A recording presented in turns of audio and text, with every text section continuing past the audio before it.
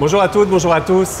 Merci d'être avec nous et bienvenue au Studio Métiers d'Art en direct de Plein Art, le Salon des Métiers d'Art de Québec, jusqu'au 14 août à l'espace 400e.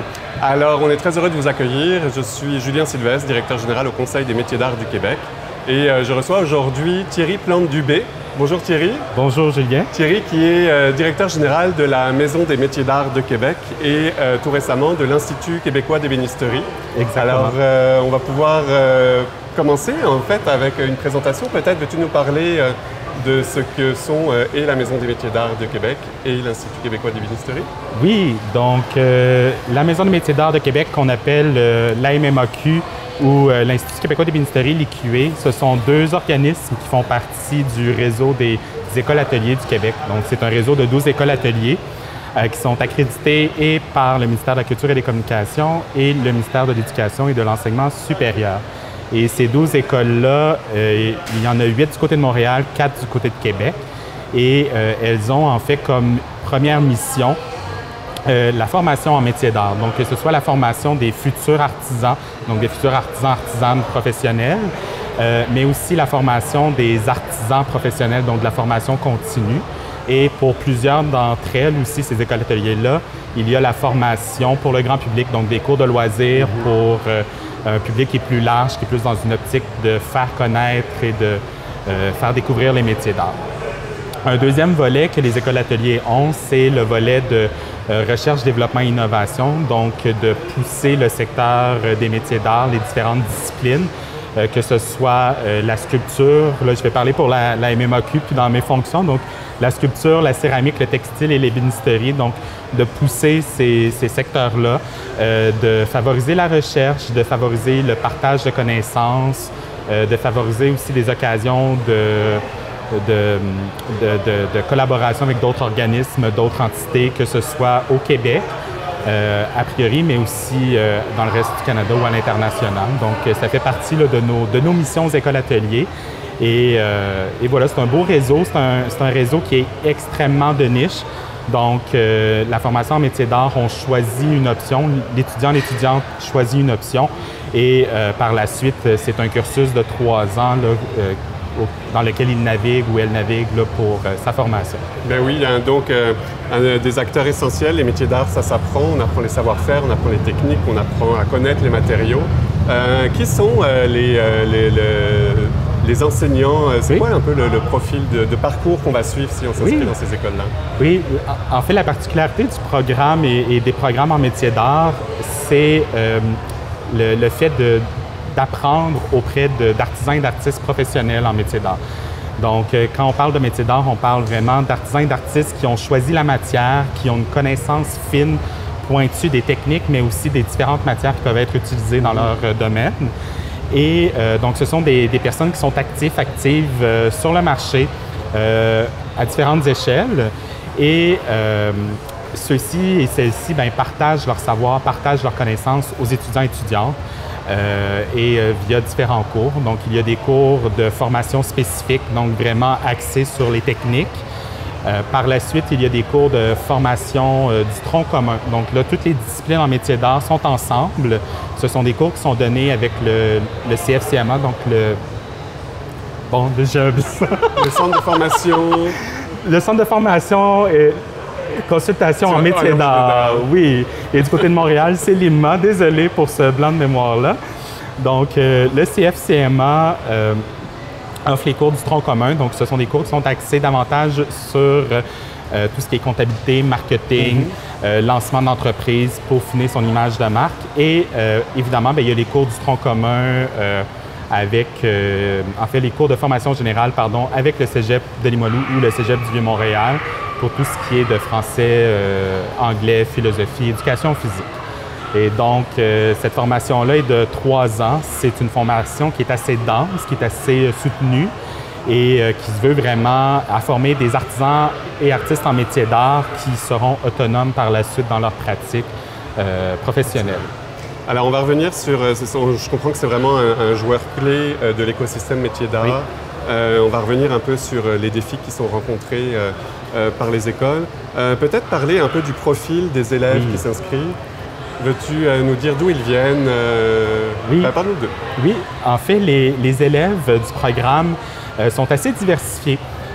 On a peut-être, et là ça varie selon les options, mais on a toujours un bassin de population étudiante qui provient du secondaire. Donc c'est variable selon les options, mais on a peut-être un 25, parfois 50% d'une population qui arrive du secondaire, donc une clientèle qui est âgée d'autour de 17-18 ans.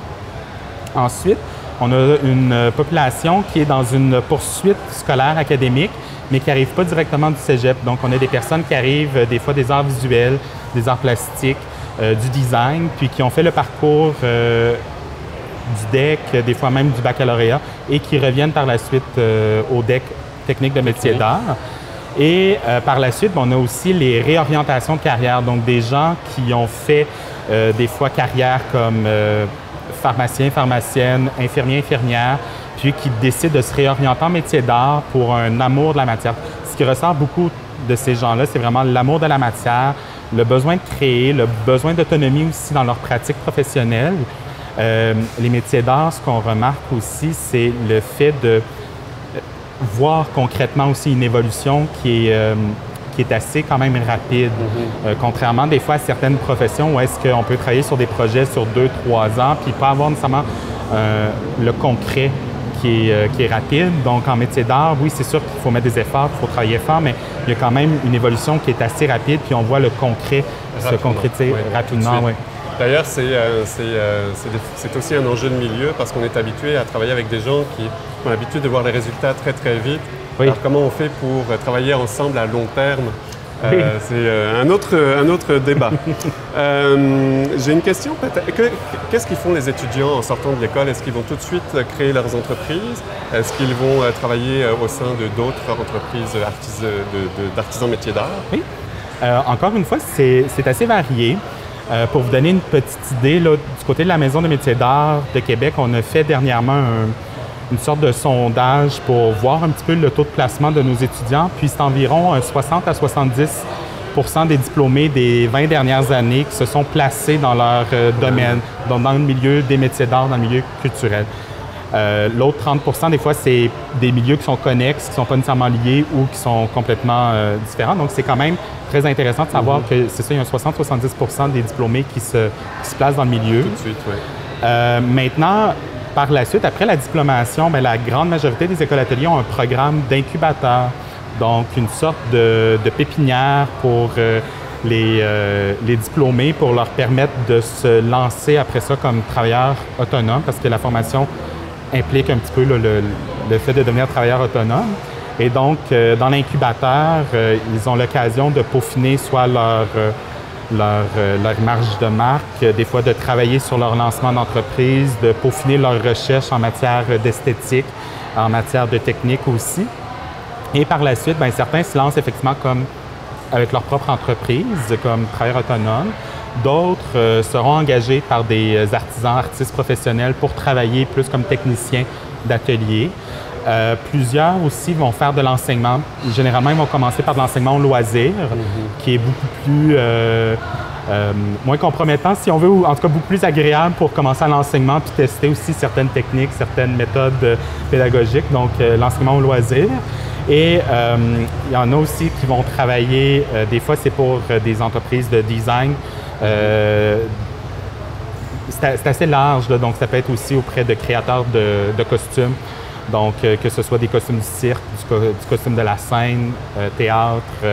Donc, c'est quand même assez varié les possibilités. Puis, bien, évidemment, les écoles ateliers sont aussi des employeurs. Donc, c'est certain que quand on a des besoins aussi, que ce soit comme technicien, aide-technicien, des formateurs, bien, on va puiser aussi dans notre base dans notre réseau, dans notre base de diplômés.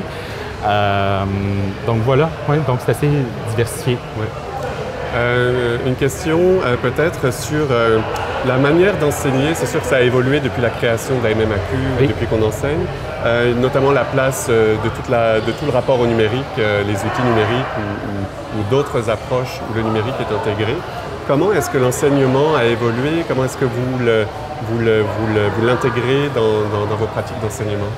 Oui, en fait, l'enseignement, il a beaucoup évolué et en même temps, il n'a pas beaucoup évolué. C'est-à-dire qu'on est vraiment dans une optique maître-apprenti, donc l'image qu'on peut se faire un petit peu de l'apprentissage des métiers d'art au Moyen Âge, donc le maître artisan dans son atelier. Donc, on retrouve un peu ça avec l'enseignant qui est vraiment un professionnel, qui a des compétences techniques, mais aussi qui a développé au fil des ans des compétences aussi pédagogiques. Et donc, on retrouve des toutes petites cohortes. Donc, ce sont des groupes qui oscillent généralement entre 6 et 12 personnes. Donc, ce sont de petits groupes qui favorisent l'enseignement individuel aussi. Et donc, on a vraiment cette approche-là de maître-apprenti, si on veut, pendant les 3 années. Et voilà, donc ça, c'est une des caractéristiques. L'autre élément aussi qui est important, c'est que c'est une approche par compétences. Donc, l'étudiant est évalué sur son développement de compétences et de voir s'il arrive à atteindre les compétences requises. Donc, des fois, il y a certaines personnes qui disent « Ah ouais, mais là, j'ai 60% au début de la session, première session, mon premier projet. » Bien, c'est pas nécessairement grave parce que c'est pas une approche, on cumule pas toutes les notes. C'est vraiment à la fin de la session que le professeur, en regard des différents projets qui ont été faits, en regard des apprentissages qui ont été effectués, est-ce que l'étudiante a acquéri toutes les compétences nécessaires pour passer à la session suivante, pour passer au cours suivant? Parce qu'il y a certains cours qui se poursuivent sur 2-3 ans. Donc voilà, donc c'est une approche qui est quand même intéressante, qui est quand même assez aussi centrée sur les besoins de l'individu. Parce qu'il y a différents niveaux aussi. Il y a des personnes qui arrivent qui ont déjà fait 2-3 années de cours de loisirs, qui ont déjà fait du tournage à la maison ou dans d'autres activités. Donc, la première session, c'est une période un petit peu d'ajustement, tout comme la deuxième session. Mais après ça, en deuxième année, on voit déjà qu'il y a une sorte d'unité qui se crée là, au sein des groupes. Donc, quelque chose d'un peu plus organique, centré sur le besoin de l'étudiant, puis avec une méthode qui a fait ses preuves aussi au fil des ans, évidemment, et au fil des siècles même. J'aimerais ça qu'on revienne sur la question des défis qui sont rencontrés par les écoles. On le disait tantôt, c'est vraiment un élément clé. D'abord, les métiers d'art au Québec, on en parle beaucoup au studio. Le Québec s'est développé avec ses artisans professionnels. Il y a une réelle économie touristique, culturelle, sociale forte avec ces artisans qui sont passés par ces écoles-là. Alors les écoles, certainement en 2022, surtout après la pandémie, mais même par leur évolution, font face à un certain nombre de défis. Alors quels sont-ils pour commencer? Puis évidemment, quelles sont les pistes de solutions pour y répondre? Effectivement, les écoles d'atelier vivent des défis, que ce soit parfois en matière de recrutement, donc pour le personnel enseignant, pour le personnel aussi technique. Il reste que ce sont des formations, comme on mentionnait, assez de niche, donc de petits groupes. Donc, c'est parfois difficile de trouver les bonnes ressources pour faire l'enseignement de certains cours, de certaines techniques. L'autre défi qu'on a, c'est les inscriptions. Les inscriptions varient beaucoup, fluctuent beaucoup d'une année à une autre. Puis c'est difficile d'expliquer pourquoi. Des fois, c'est des questions de tendance, d'intérêt, mais à l'échelle plus générale, plus de la société. Donc, par exemple, depuis à peu près 4 ans, la céramique est extrêmement populaire. Autant à Québec du côté de Montréal, ça explose. Ce qui fait en sorte qu'on est obligé de mettre des étudiants sur des listes d'attente, ce qui est une belle performance. Mais des fois, certains programmes ont de la difficulté à performer parce qu'ils sont peut-être plus méconnus ou parce que présentement, c'est moins dans l'air du temps. Donc ça, c'est quand même un défi que les écoles ateliers ont à avoir à chaque année, à affronter à chaque année. Trouver des solutions de se faire connaître aussi du grand public, de faire connaître la formation en métier d'art parce que là, c'est une réflexion, une observation personnelle, ce sera peut-être à explorer davantage, mais l'impression que j'ai, c'est que les métiers d'art sont tellement proches de notre quotidien. Par exemple, le textile, on le porte à tous les jours, on mange de ça tous les jours, on l'utilise à tous les jours. C'est comme si on avait perdu un petit peu d'où est-ce que ça vient le textile. Et là, je parle juste du textile utilitaire, mais c'est aussi le textile plus décoratif, plus art visuel aussi, des fois, on est un petit peu décroché. D'où ça provient le textile, la fibre de coton, la fibre de lin. Oui. Redonner du sens à cette historique-là. À cette historique-là, exactement. Et à tout ce travail-là, puis, donc ça fait partie de la formation, mais ça fait aussi partie de nos défis aux écoles ateliers que de faire connaître et de participer activement à la démocratisation, à la médiation des métiers d'art. Donc, c'est peut-être pas nécessairement aujourd'hui, cette année, bon, je te parle de textile, ben, tu t'inscriras peut-être pas tout de suite dans le programme en textile, mais peut-être qu'on vient semer quelque chose, puis là, tu vas faire un atelier dans quelques mois, dans un an, puis ah oui, c'est vrai, j'avais entendu parler de ça, et là, éventuellement, tu finis par t'inscrire. Donc, oui. C'est pas quelque chose qu'on peut, la question des inscriptions, c'est pas quelque chose qu'on peut régler très rapidement. Ça prend plusieurs actions soutenues sur un certain laps de temps qui fait en sorte que les gens vont apprendre à mieux nous connaître puis mieux connaître les métiers d'art au Québec, parce que les écoles ateliers, dans la forme actuelle, bien, elles sont les seules porteuses et transmissions officielles des métiers d'art. Et si jamais il y avait une école atelier qui devait fermer, mais en même temps, c'est une option qui ferme, c'est un pan complet de formation qui ferme. Effectivement, c'est dramatique. Et bien, on est quand même 8 millions, un peu plus de 8 millions de Québécois, donc de perdre une formation, et déjà certains métiers d'art ne s'enseignent pas au niveau collégial, au niveau de la technique en métier d'art. Donc, c'est quand même un défi là, de se réapproprier ces éléments-là, ces techniques-là. Absolument. Puis, il y a une manière comptable de regarder les formations qui se donnent. Il y a tant d'étudiants, il n'y en a pas assez, on ferme, c'est quelque chose comme ça. Mais il y a aussi une manière beaucoup plus ancrée dans la société dans laquelle on vit. On parle beaucoup d'éco-responsabilité, de développement durable, d'ancrage dans la communauté, de savoir-faire, d'achat local. Les métiers d'art sont des porteurs extraordinaires pour ces valeurs-là. Alors, j'imagine qu'il y a aussi, c'est peut-être un angle par lequel vous regardez ce développement pour les écoles ateliers. Oui, ce sont des valeurs, ce que tu viens de mentionner, ce sont des valeurs qui font partie aussi des valeurs des étudiants qu'on voit dans le programme, des étudiants qu'on voit dans le programme. La question du développement durable, de l'achat local, de l'empreinte environnementale comme créateur dans le processus créatif, bien, ce sont des valeurs qui sont très, très présentes et qui durent aussi dans le temps, parce qu'on pourrait penser, c'est encore une fois un effet de mode, c'est ponctuel, mais non, moi, ça fait 5 ans que je suis dans le milieu des écoles ateliers, puis c'est quelque chose qui dure depuis 5 ans, que ce soit autant d'aller chercher des matières qui sont éco-responsables, qui sont le plus local possible, ou du moins qui ont une faible empreinte écologique, que aussi dans les modes de transport, dans la mise en marché, la mise en vente. Donc, tous ces éléments-là, effectivement, ça fait partie d'un écosystème. Puis tu le mentionnais un petit peu plus tôt, les métiers d'art sont un peu à l'intersection de différents autres secteurs d'activité, sont vraiment un moteur sur le plan économique, sur le plan culturel et sur le plan aussi du rayonnement d'une société, d'un milieu, d'une culture. Donc,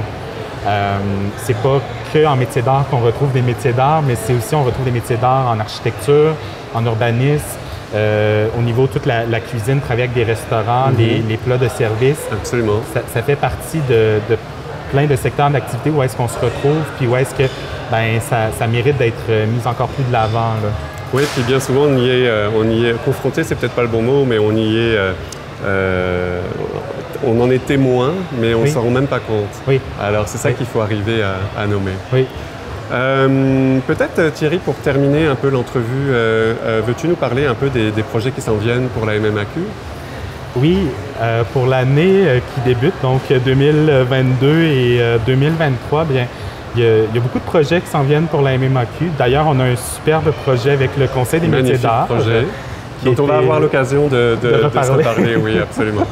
Donc, une belle présence à Paris pour le mois de juin 2023 avec Révélation. Révélation, qui est une biennale internationale en métiers d'art et création, oui. Et où le Québec va être la nation à l'honneur et où une trentaine d'artisans québécois vont aller représenter le Québec. Alors effectivement, c'est un projet qu'on porte la Maison des métiers d'art de Québec et nous au Conseil. Oui. Donc un gros projet, j'imagine que ça va interférer dans les dossiers, absolument.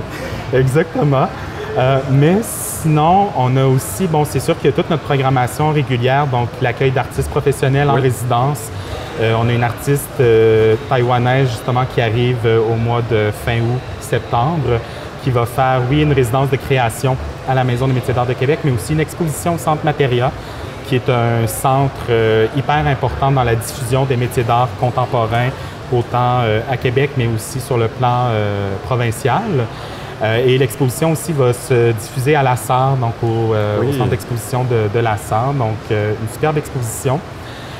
On a aussi des projets de médiation culturelle qui sont en cours présentement. Donc, grâce à la Ville de Québec, on a un projet qui s'appelle Collectivité Tissé Serré, donc qui est en cours présentement. Super. De la création entre des gens ici de l'immigration et des gens de Québec qui sont un peu confrontés à se rencontrer via les métiers d'art. Et une exposition aura lieu après ça dans 6 lieux différents de la Ville de Québec, 6 arrondissements pendant l'automne 2022. Génial. Donc, il y a ça. Puis après ça, ben, on a aussi d'autres projets d'exposition, que ce soit avec la Villa Bagatelle ou avec le Centre Materia aussi, qui sont en cours. Donc, oui. C'est assez diversifié. Oui, quand même, ça va être une bonne année. Oui. Peut-être un point important, justement, tu parlais de Materia, en tout cas, la diffusion est aussi un enjeu. Peux-tu nous parler un peu de Materia, oui. qui techniquement est en fait dans les locaux de la Maison des métiers d'art? Oui, donc Materia, en fait, est l'un des premiers centres de diffusion en métiers d'art au Québec et même pour certains au Canada. C'est un lieu qui a été formé, qui a été créé en fait il y a maintenant plus de 20 ans, donc en 2000. Et le centre annuellement présente des expositions d'artistes en métiers d'art professionnels, généralement entre 5 et 6 expositions, que ce soit d'artistes québécois, mais aussi des artistes canadiens et parfois de l'international. Et le Centre Materia, en fait, il est directement au centre-ville de Québec, boulevard Charret. C'est un incontournable pour tout ce qui est justement de diffusion, d'exposition, mais aussi d'activités de médiation culturelle. Il y a souvent des partenariats aussi avec le musée ambulant, avec la Maison des métiers d'art évidemment, et d'autres entités de la ville là, pour faire connaître les métiers d'art. Oui, puis c'est un des rares diffuseurs spécialisés en métiers d'art au Québec, alors c'est vraiment d'autant plus important d'en parler notamment aujourd'hui. Peut-être dernier point, tu parlais des résidences d'artistes, notamment d'accueil internationaux.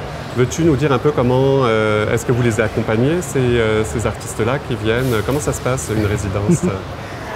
Les résidences, en fait, on fait généralement un appel de dossier. Alors, c'est à suivre sur nos réseaux sociaux, infolettres, sites web. Donc, on fait des appels de dossier. Les gens sont invités à déposer. Et par la suite, les dossiers sont analysés en fonction de nos capacités techniques, parce qu'on a quand même des contraintes techniques dans nos ateliers. Donc, c'est sûr que les dossiers sont analysés d'un point de vue technique, faisabilité, mais aussi de pertinence du projet. Donc, on désire faire des projets de résidence qui amènent un peu plus loin la réflexion dans la discipline, qui nous sortent un petit peu du convenu, de l'attendu, de ce qu'on connaît déjà. C'est aussi une occasion, des fois, pour des artistes qui n'ont jamais eu l'occasion de venir à Québec, de s'inspirer de la ville, de connaître les autres organismes culturels de Québec, d'aller au Musée national des beaux-arts de Québec, qui possède une belle collection aussi d'art décoratif et de métiers d'art. Donc, c'est vraiment une expérience autant pour nous que pour les artistes. Nous aussi, ce qu'on apprécie beaucoup, c'est les échanges qui se produisent entre les artistes en résidence et nos étudiants, parce que nos ateliers sont des ateliers partagés et donc l'artiste professionnel côtoie les étudiants qui sont en formation, côtoie aussi les chargés de cours. Donc, ça génère généralement des belles réflexions, des beaux échanges, des belles rencontres. Donc, j'ai encore un coup de cœur là, depuis là, les 5 dernières années avec Valérie Blaise et Raku Punk et Jean-François Bourlard, qui sont arrivés ici avec aucune pièce de créer. Et ils venaient pour une résidence de 2 mois. Et ils ont été vraiment des artistes très généreux. Les étudiants ont créé des pièces avec eux. Et les pièces étaient automatiquement mises en espace chez Materia en direct. Wow. Donc, très intégré. Très intégré, oui. Tout le monde participait à ce projet-là. Oui, exactement. Super. Ben, écoute, c'est sur ce projet-là qu'on va terminer. Je trouve que c'est une belle manière de parler de comment les choses se maillent aussi et de ce lieu important que sont les écoles-ateliers, des lieux de transmission, des lieux de recherche, des lieux de création. Alors, merci énormément. Merci infiniment, Thierry, d'avoir pris le temps aujourd'hui. Et puis nous, on va se retrouver demain avec un tout autre dossier qui est le musée de la civilisation qui va nous parler de conservation et de métiers d'art. Alors comment les métiers d'art sont intégrés dans les collections du musée. Alors au plaisir de vous retrouver demain. On est ici à plein air jusqu'au 14 août à l'espace 400e et ça va nous faire plaisir de vous croiser. Un peu de gris aujourd'hui, mais ils annoncent du beau temps pour la suite, alors on vous attend. Merci beaucoup.